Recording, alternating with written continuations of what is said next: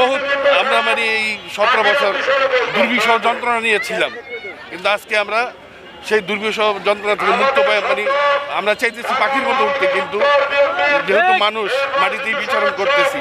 আজকে আমাদের কর্মী সভা ভাসানটেক থানার 31 দফা কর্মশালার উপরে জনাব তারেক রহমানের এই 31 দফা কর্মসূচি বাস্তবায়ন করার লক্ষ্যে আমরা আগায় যাচ্ছি। ইনশাল্লাহ যেভাবে বাস্তবায়ন হয় সেভাবে আমরা মাঠে কাজ করব, তার নির্দেশে, জনাব তারেক রহমানের নির্দেশে। এই কামনা নাই, সে আসবে এটা আমার মনে হয় না, কারণ আসলে তার কি পরিণত হবে সেটা সে নিজেই জানে। এদেশের যে প্রেক্ষাপট তৈরি করে গেছে সে জানে যে আমার কি হবে। এর জন্য সে আর আসবে কিনা এটা আমার ক্ষুদ্র বেনের বাইরে।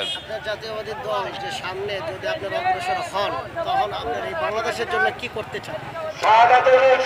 আমরা যদি আগামী নির্বাচনে জনগণ যদি আমাদেরকে নির্বাচিত করে, তাহলে আমরা জনগণের পাশে থাকবো, জনগণের কাজের জন্য, উন্নয়নমূলক কাজের জন্য এবং দেশের ভাবমূর্তি রক্ষার জন্য আমরা সর্ব ধরনের কাজ করবো ইনশাল্লাহ। এমন কোনো কাজ করবো না যেটা আমাদের দলের ক্ষতি হয়, দেশের ক্ষতি হয়। ধন্যবাদ। আজকের আসলে দর্শক, আমি যদি আপনাদেরকে একটু দেখাই যে আসলে এইখানে জাতীয়তাবাদী বিএনপির মূল দলের আজকের কর্মী সভা। স্বাগতম দর্শক, মানবিক বার্তার পক্ষ থেকে আমি সাইফুল ইসলাম সেন্টু।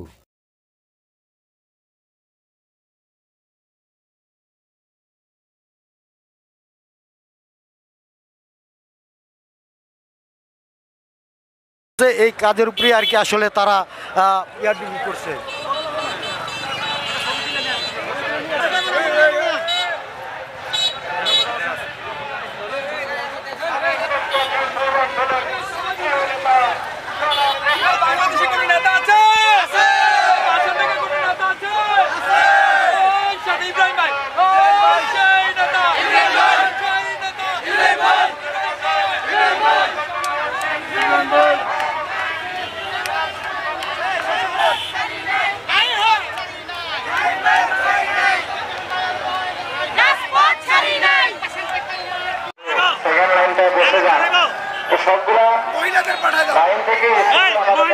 আপনাদেরকে দেখতে পারবেন।